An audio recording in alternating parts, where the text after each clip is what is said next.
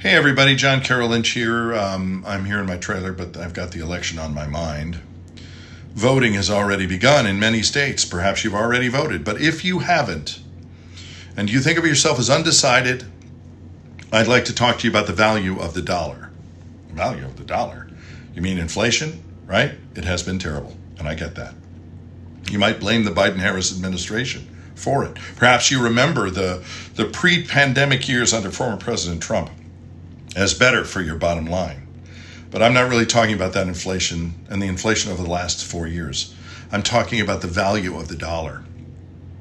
If you're like me, you're paid in dollars, everything your family owns is valued in dollars, and the value of the dollar is based not on gold or oil, but on the full faith and credit of the United States of America.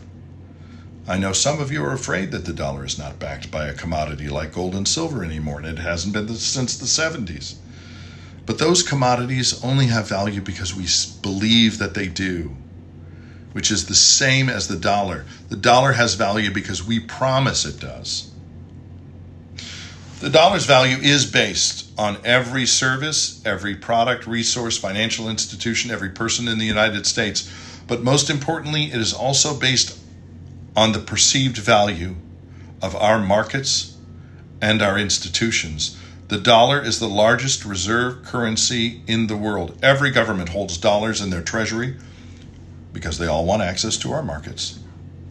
They trust, though, that they can do business with us because of the health of our democratic institutions, our courts, and our adherence to the rule of law. They have faith that they will get their money back.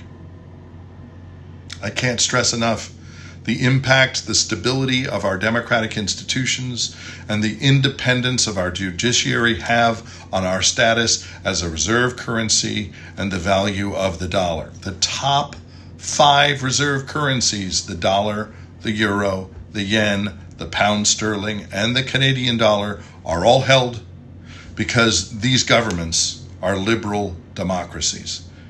And the American dollar is 59% of the world's reserves, more than all the others combined. This is partly because oil worldwide is valued in dollars, and that's because oil-producing countries, too, believe that we promise our stability to them and our adherence to the rule of law. Nobody holds reserves in rubles or the currency of North Korea or Hungary, because they don't trust Russia, North Korea, or Hungary. They're run by dictators. They have no democratic institutions. They have no courts that can be trusted. China is one of the largest markets in the world, but is not a reserve currency for the same reason. So when any presidential candidate disparages our courts, tries to weaken our democratic institutions, promises to suspend the Constitution and the rule of law, even for a day, they diminish the value of every single dollar we all earn, save, and invest by endangering our status as the world's reserve currency. And if you think the inflation we've had over the last few years is bad, wait until you see what happens if the dollar is no longer a reserve currency. I suggest you look up Argentina in the 80s or Germany in the 30s to see what would happen. That is why the value of the dollar is so important as you consider your choice for president. A person running for president needs to be a cheerleader for the dollar, not disparage it and the institutions on which it's based. This year, only one candidate attacks our institutions every day. And every day they do, they deflate the value of your money, your savings, and property. And that is former President Trump, beyond everything else you might want to support about the man.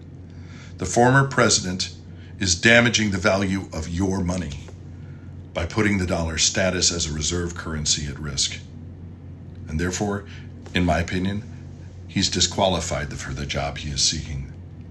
The bottom line is, tyrants aren't good for business. Thanks for listening.